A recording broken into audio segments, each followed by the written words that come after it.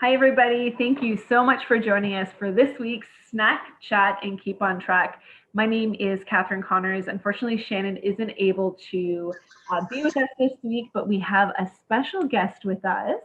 Angela Harvey has taken time out of her day to talk about a topic that continuously comes up for us in the adoption community, and that is adoption and identity.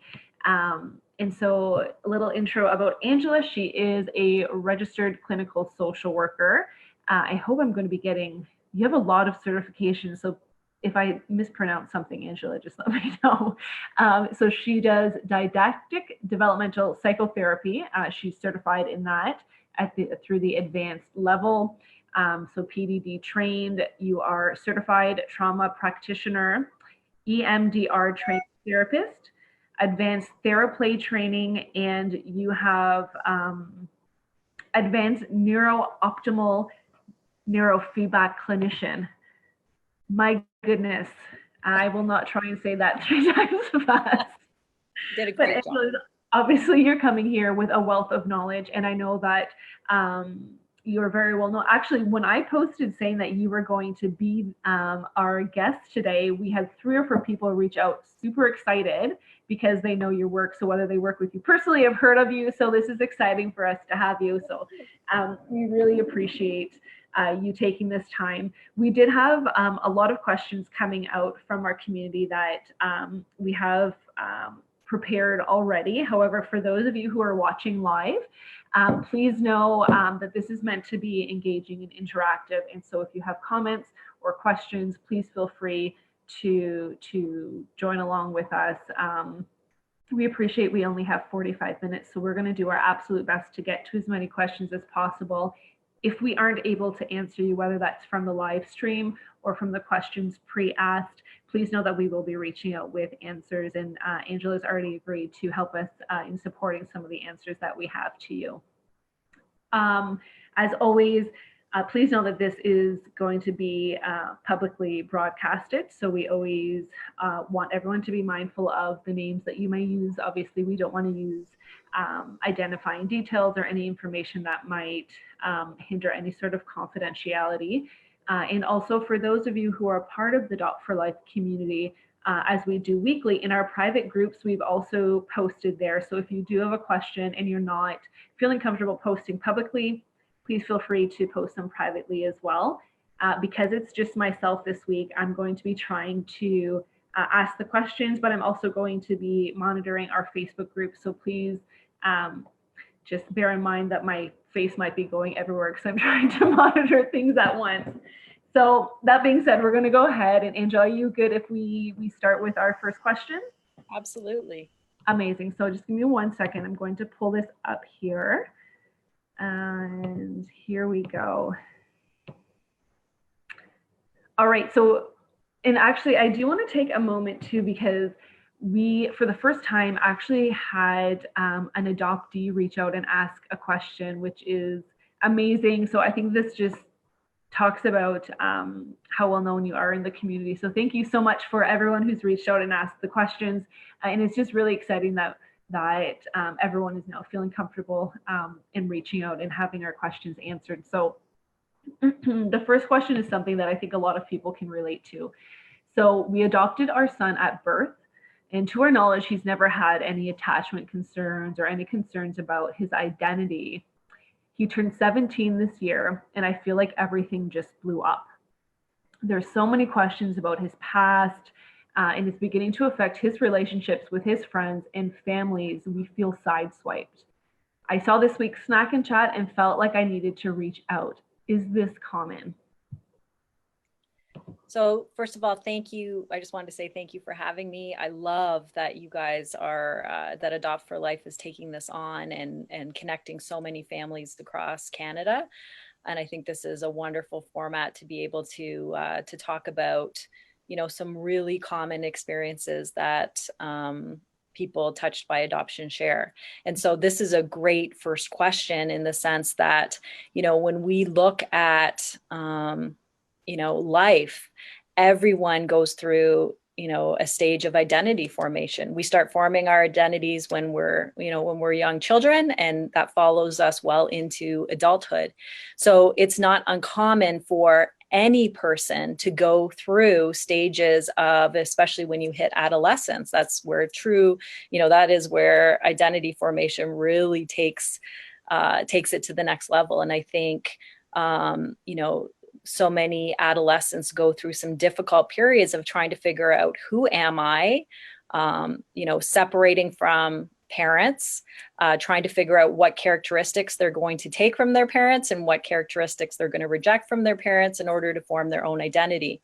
When we think about someone who has been adopted, that stage of identity formation becomes much more complicated, because now we have sort of two sets of parents that we are trying to, separate from. And if you think of a situation where an adoptee may not have, or adopted person may not have contact with their birth family, they're still part of their identity that's being formed based on who their birth parents are.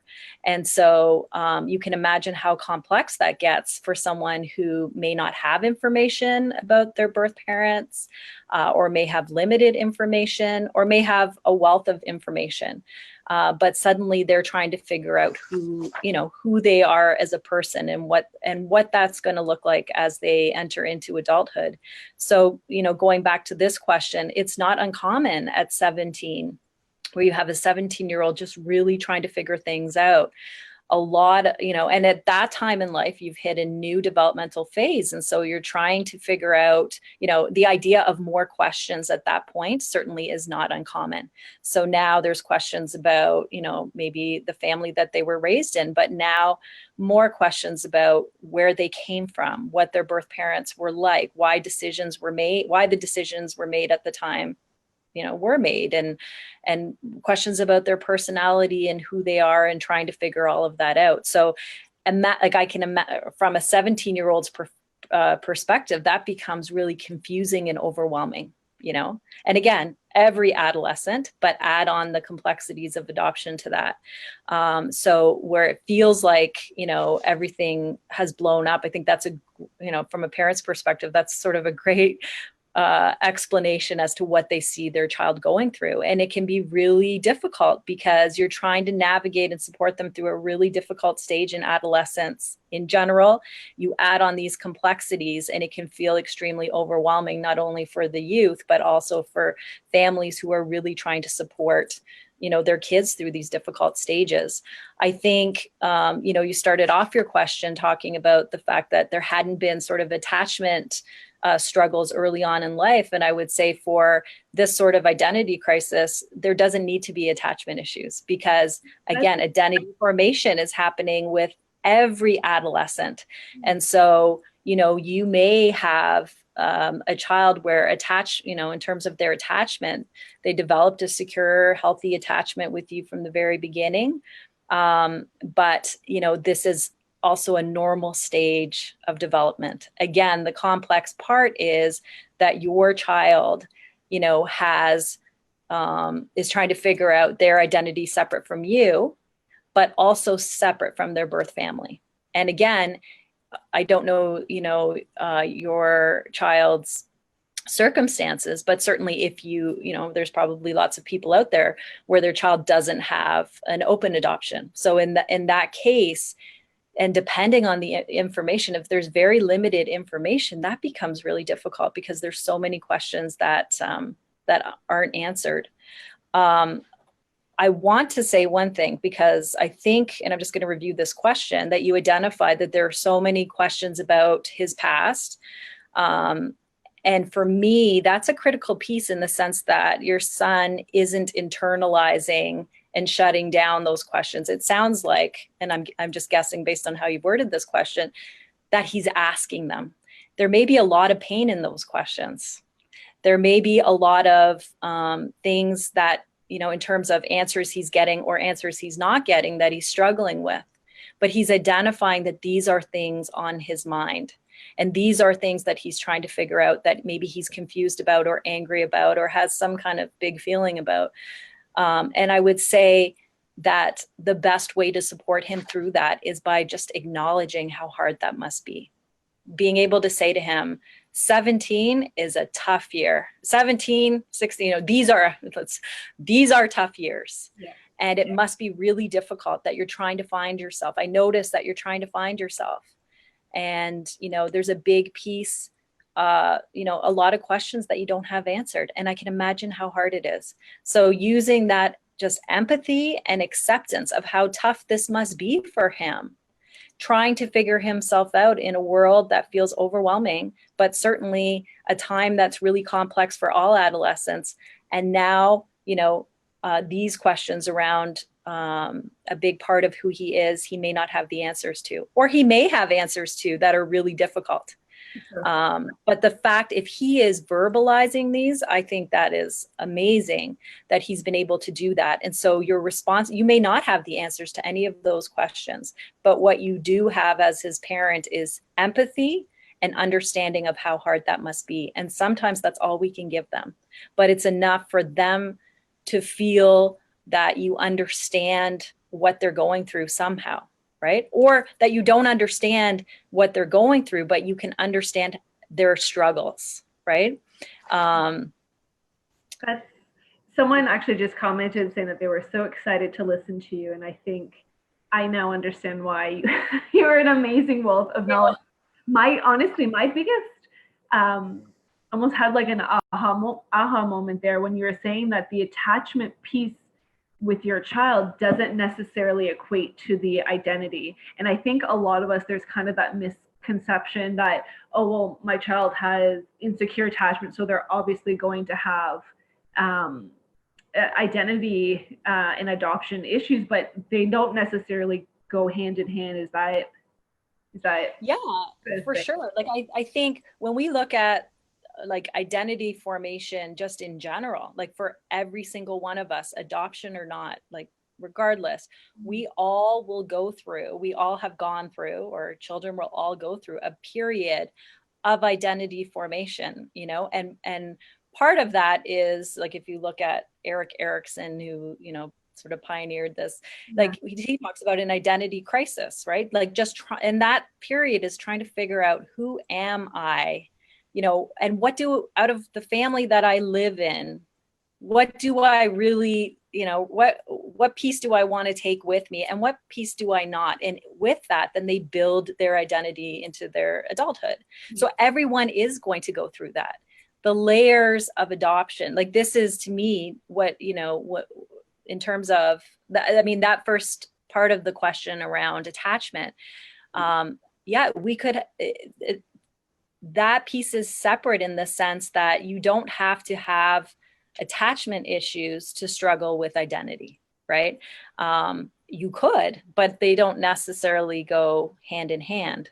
So the fact that he had, what you would describe as a secure attachment does not mean that then it's smooth sailing through adolescence and identity formation, because that's something, I'm not saying that attachment doesn't certainly, influence it. For sure it does. But identity formation is a separate process that you're going to go through regardless. Does that make sense? Absolutely. And I think that's a big message that a lot of our families need to hear. Anyone within the adoption community needs to hear, because for those of us who have younger children or pre-adolescent children, we need to be aware that this is going to be something. And whether it's going to be a very hard time, or if it's something that we just need to kind of prepare for and know what questions to ask and how to keep ourselves an ally in supporting our children. And this actually kind of ties into our next question as well. So someone's asking, as an awaiting parent, and I guess this is just a family trying to prepare as much as possible, is it better for a child's overall identity when the adoption is open versus closed? And how can we prepare to support this child in those types of adoptions? Right. I think you kind of talked about it a little bit in the previous question, but I don't know if you're able to kind of talk a little bit more. Sure. I think obviously I'm going to guess that in these kind of talks that Adopt for Life has offered, talked a lot about openness and the various forms of an open adoption. And there can be so many benefits to having those connections, but each adoption is unique. So for sure, I think when we look at identity formation, being able to have access to information or to relationships that help us understand who we are ultimately helps you to get to a better space with respect to, you know, forming your identity. And when we don't have those pieces, it certainly becomes more complicated. That does not necessarily mean that, you know, if you are parenting a child who's 7 and it's a completely closed adoption and you have very limited information, that absolutely at 16 your child is going to go into a crisis and reject you and shut down. That's not necessarily the case. We can't predict what that's going to look like. It certainly makes it more complex for the person who's adopted, that there are big pieces of information that may be missing for them. It's very difficult to separate from a relationship with your birth family that you have limited information or a person that you've never met. And that is certainly what makes it more complex. If I just have this little, are you okay if I just read this quick little blurb? There's a great book that I've sort of guided me. You can see by all my little tags in here, but it's just called Beneath the Mask, Understanding. It's for families who are parenting teens through adoption. And it's written by Debbie Riley, who owns the Center for Center for Adoption Support and Education. But there's a great little chapter on identity. And one of the things, this is kind of profound when I was thinking about this talk today, was this little paragraph. So for a moment, imagine what it must be like to not know anything about the people who brought you into the world. You do not know what they looked like, where they came from, or what their lives were like. You have no idea what their personalities were like, or their moods, temperament, intellectual capabilities, strengths, or weaknesses. How would you relate, connect to, and identify with the parents who gave you your life and your genetic makeup without the answers to these powerful questions? How can you decide how you may be different from people you don't even know? And there's the complex part, because even though there may not be, you know, if we're looking at a closed adoption, a physical presence in your life, there is this psychological component of your identity formation, which they absolutely play into. And when there's absence of information, it makes it more difficult. That's not to say that anyone who is on this live or sees this, again, that means, oh my goodness, we have a closed adoption and no information. Our child is absolutely going to struggle through those years. Not necessarily, but I think your ability to be able to say to them as they grow, it must be so hard not to have that information. It must be so hard, you know, just the empathy around it, you know, and asking those questions. I wonder what, we had a therapy session here before where I was talking to a teen with his parents just around some of the questions he might have about his birth family that, you know, and they have a very open in their family, their culture is we talk about things, but by the end of this, we came up with this whole chart of questions this person was just thinking about. And the parents were really blown away because they thought, like, we didn't know that you were thinking about these things. So oftentimes, you know, for anyone listening, you might think, well, I don't know that my kids ever think about that, or they never ask those questions. But somewhere in there, they may be thinking those questions. And so creating an environment where we can talk about these things. And if you're curious, you can ask about these things, and you can acknowledge that it's really difficult not having that information. Yeah. In an open adoption, certainly you have access to that information. And one of the greatest things is if you have a relationship, you can ask those questions, but then your child can also discover those things about their birth family themselves. Yeah, and I found too, for myself, at least, my children are younger, but the questions pop out seemingly out of nowhere. Like, I wish as an adoptive family, we could be like, hey, it's between 3 to 4, like I can answer. It's always like when you're in the grocery store and something kind of comes up. And I think a lot of times as parents, we're just so scared to say the wrong thing. Or if we don't know the answer, we don't know how to respond. But what I'm hearing from you is that just being open to hearing the question, even though you don't have an answer, or even though you might be gobsmacked because the answer is coming, you know, as you have 15 things on the go. I think I think just being open to those questions, and encourage it, I think. Absolutely. And that's a key point that you made in like all different areas is, I think as parents, we always want to have the answers, and I think that in moving, when you adopt, you're also accepting that there is a huge amount of pain for your child that you are never going to be able to fix, if you want to say that. And so part of their healing is for you just to acknowledge that that pain exists. Think about yourselves as adults when we've had the biggest struggles in our life, and your friend sits beside you and they want to give you a solution. They want to tell you that it's going to get better. They want to tell you, all you have to do is this. And the reality is, like, most of the time it's good intention, but it doesn't help us. The friend that sits down, puts their arm around you, says nothing and just lets you cry, and doesn't pretend that there are answers to what you're going through. That's the person that that you feel most connected to at that time. And so for our kids, it's the same thing. Like, they're going to ask questions that are really tough. They're going to ask questions that we may have answers to that are tough. They're going to ask questions, that we don't have answers to. And just acknowledging that it must be so hard that I can't give you an answer to that right now. I can imagine you really hope that I would be able to answer that question, and I can't.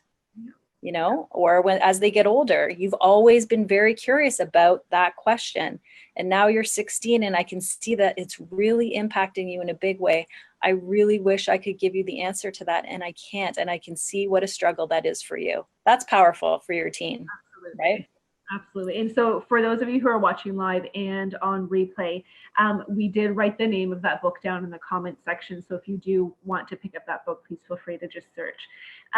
Okay, next question is a very interesting one for me, and I'm sure for you as well. So I'm a 47-year-old adoptee and a new grandmother. I've never felt the need to know my birth history, but ever since my grandchild was born, I can't stop thinking about it. Is this something that older adoptees go through, and what can be my first steps? Right. I think this is something that any adoptee can go through at any point in their life. Mm-hmm. And sometimes it can, much like this, 47 years old, excited about your first grandchild, and it sounds like out of nowhere, boom, right? Suddenly you're questioning things that maybe you have before. Maybe it was a quieter internal voice with those questions, but maybe not. And so I don't think that there's any age that we can expect that if they haven't asked by now, they're never going to be interested. And this is a great example that as an adult, watching your first grandchild come into the world and having, and sometimes it's during those big transitions in life that sort of impact you to look at things differently in your own life. And so especially when you're looking at a new little baby or a new little person joining a family, or an older person joining a family, that those are things that you start to reflect on with respect to your own experiences. So to hear this, I don't think it's uncommon at all. And I think that, and again, I think that being a new grandma and watching a child grow and develop and seeing the kind of experiences that your grandchild is having, that it makes sense that there'd be some reflection around, your own history and growing up and what life was like for you. And if adoption was part of your story, then naturally, you start to think about that. So for some people, this is a great example where that may hit when they're 17. For some people, it may hit when they're 25. And for others, not till much older, not till much later in their life. So like to normalize this, absolutely. This is not uncommon. There's no predictor. And that's the thing about adoption, right? We can do lots to prepare families for the journey ahead, but and that's certainly what I've been learning and continue to learn through my career, is there are no two people that have the exact same story or the exact same journey. And so if someone tells you that your child has to do this at this time and they need to hear this story at this time, and if you're past this age, then it's going to happen like this, then you're working with the wrong person, or they're telling you the wrong story, because the reality is everybody's journey is so very different. So I don't think that we can look at anyone's personal experience with adoption and say that's wrong, or it shouldn't have had, that everyone experiences it in a different way. And I think it's wonderful that now this person is starting to reflect on their own experiences and acknowledge the curiosity that's there. And I think that's wonderful. I think there's lots of support to do that. So your next question was in terms of your first steps. I think part of that would be, well, you guys, Adopt for Life could probably help guide her or him through. Yeah. Yeah, we can help support you. And I know the Adoption Council of Ontario has a search and reunion program that they can help support with. And I mean, depending on the type of adoption as well, there's potential. Right. CAS would have records as well, but we're happy to guide you in potential first steps or connecting you with those who can help support you. And also congratulations on being a grandmother, because I'm sure it's a very exciting time for you as well. There's lots. It seems to always come all at once, right? So a lot of emotions, I'm sure, is there. But yes, please feel free to reach out, and we'd be happy to connect you as well. And I just want to add something to that. You may notice that in certain milestones of a person who's been adopted in their life. So that could be, a graduation from high school. It could be a move. It could be, post-secondary education. Could be a birth of a child. Could be death of, someone. That sometimes those experiences can really trigger responses around certain emotions that, maybe underlying have just kind of been at the surface and now become really overwhelming. And it can be really hard for the individual to figure out what's going on for them. So it can present in different ways. Sometimes it can look like anxiety or depression. So it's just important to be aware of that. And I think if you're parenting a child through adoption, to also be aware, there's a really big transition that happened, and we've noticed this huge change. And when your gut's telling you that it might be connected, it's worth exploring. It's a great tip. And our next question you actually sort of answered. So I just want to just reconfirm the question instead of us going, because I know we do have a lot of other questions to get to. But the question was, does identity typically come out during teen years? And clearly it can come out at any point, is what you've shared with us.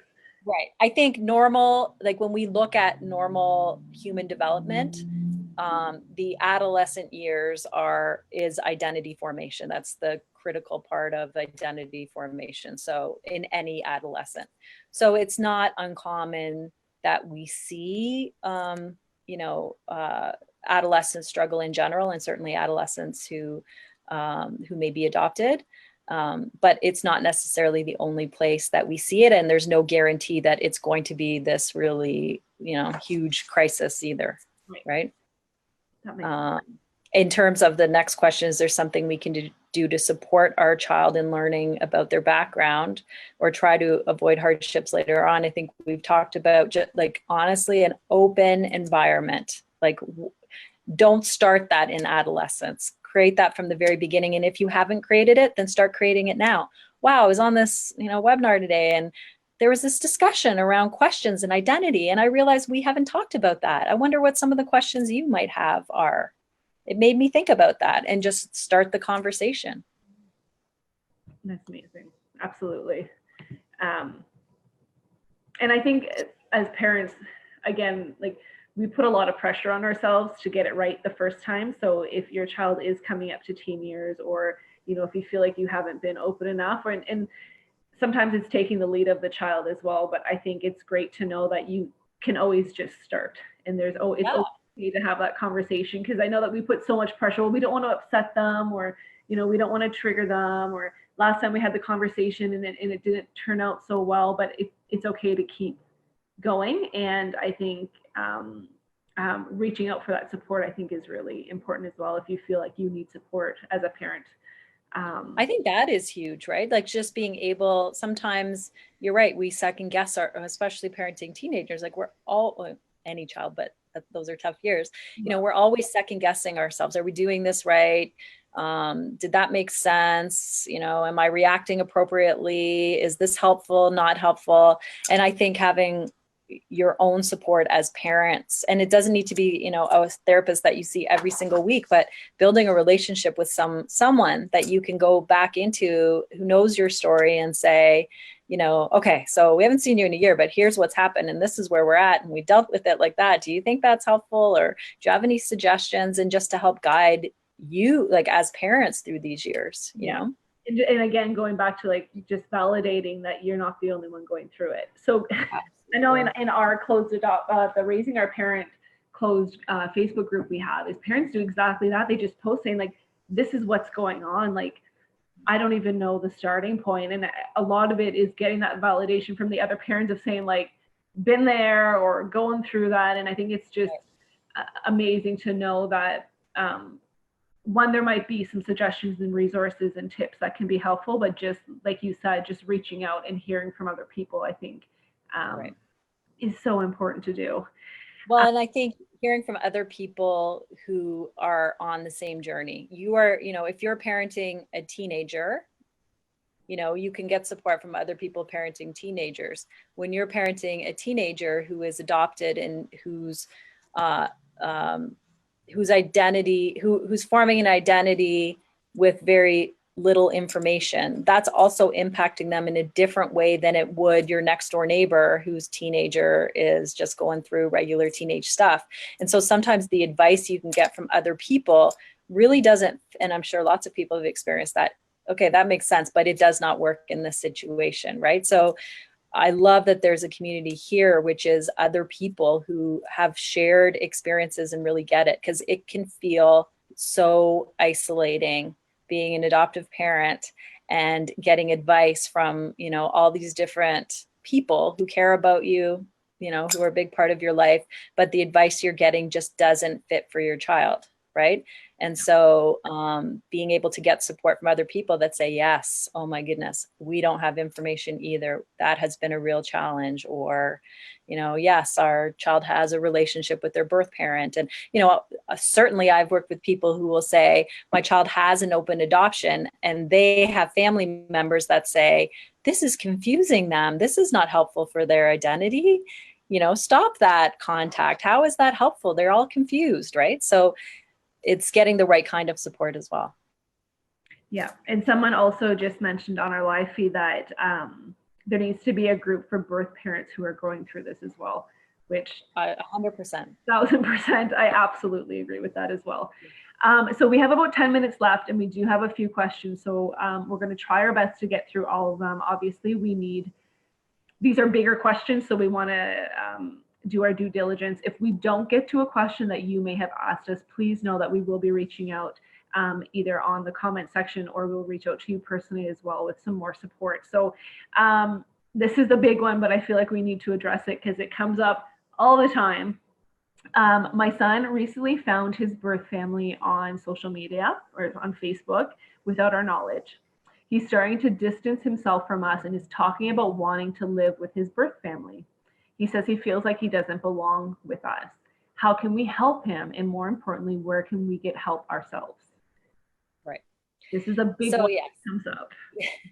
This is a big one. And I think social media has really changed so many parts of society, but certainly the face of adoption with respect to this, social media platforms being so accessible to kids from a very young age. And whether you are a family that, in your home, maybe there's no use of social media, or you're very strict around, boundaries around social media use. The reality is the second your kids step out of your home, they have access to Chromebooks at school, which have access to Facebook or Instagram or, whatever the latest social media trend is. And so it is so very easy for your children to connect on their own with very limited information.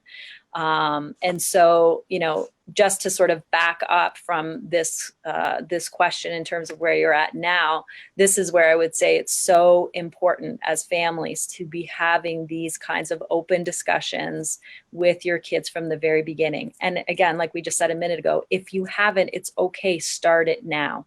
And so part of that is that, you know, they're very aware of social media. They're very aware that, you know, putting a name in what can happen. And so having those kinds of discussions, are you ever curious about that?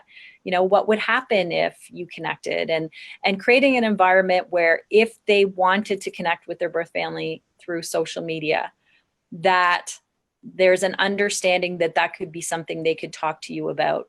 And then if it's something that you thought was safe, that maybe you could figure out a way to address that in a bigger way, not necessarily connecting through Facebook, but let's figure out what it is you're curious about or what you want, and then we'll figure out whether this is a good time to do it or not. But so that, you know, that there's not a situation where the child, or it minimizes maybe the situation where a child may do that on their own. That's not to say you could have the most open environment and discussion around that, and children can still go on social media and connect. So I guess, you know, for something like this, I would want to have a discussion with him around, you know, what were some of the things he had hoped to discover going on Facebook and connecting with his birth family? What are some of the questions that he had? How has that gone? How's he feeling about it? Having a discussion on why, what you might be scared about, like what worries you about him being on, having a Facebook or social media relationship with a birth family member.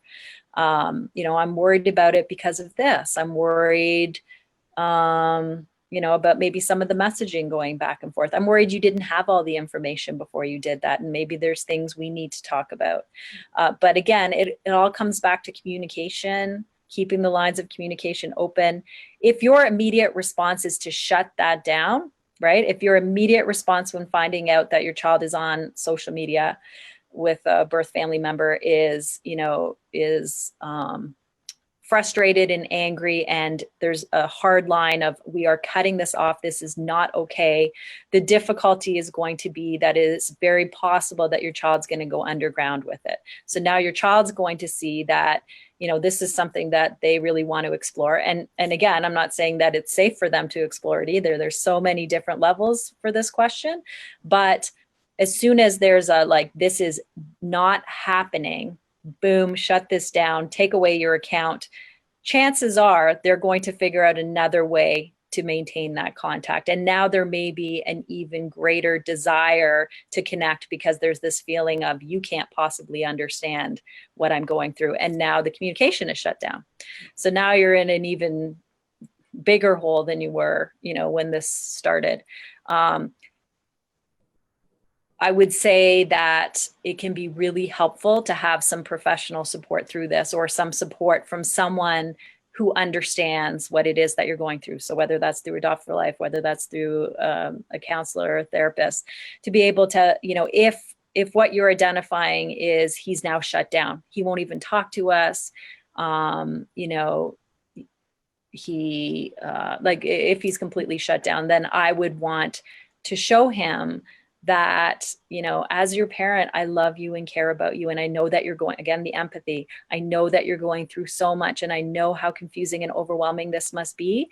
And our relationship is too important for me or for us to not address this. And so we're going to go talk to someone about it. There may be things that you're not ready to talk to us about, and that's okay. Let's get someone for you to talk about. And then let's work towards us being able to talk about all of this together. I don't think it's uncommon for kids to fantasize about their birth family, to think that, you know, they want to go live with them because life would be so much better with them, because they're not going to have rules. They're not going to make me do my homework. They're not going to, right? There's all of these fantasies that can be created. And so, and it doesn't necessarily mean that on the other end, the birth family is saying, hey, contact me behind your parents' back and come live with me. The messaging back might be, you know, you should really talk to your parents about that. You know, that I think we imagine that the birth family is giving all of these negative messages, when in fact, chances are they're supporting, him opening up to you. We don't know the circumstance, but certainly that would be my suggestion. This is a very complicated one, and for those who don't have teenagers or preteens, it's one that you absolutely need to start thinking about sooner rather than later, because even if you restrict access at home, it is not restricted at schools. It is not restricted at other people's homes. It is not restricted at libraries, public libraries. So the access is certainly available. Yeah, absolutely. And we do have another comment on our live feed saying that I am one of those birth parents that's currently going through this situation. So her advice is to everyone is to keep contact and pictures present and show children positive information. The children also need to understand what is happening. And obviously we need to, as an adoptive parent, we also need to always be aware of our own biases, and jumping to fear is I think something that is common, but you need to understand where your emotions are coming from. So if your first reaction is to freeze or to stop, obviously safety concerns are one thing, but also you have to understand where your stance is and start to question where you're coming from in this relationship, because having a relationship with their first family obviously is in the best interest of the child if it's safe. And in speaking about identity, like you're saying, they're able to answer questions that we just can't. And absolutely.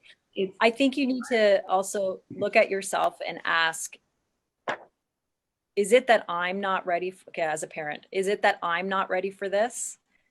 Or do I really believe my child isn't ready for it? Yeah. And it may be that your child is ready for some contact or more information or more discussion around it.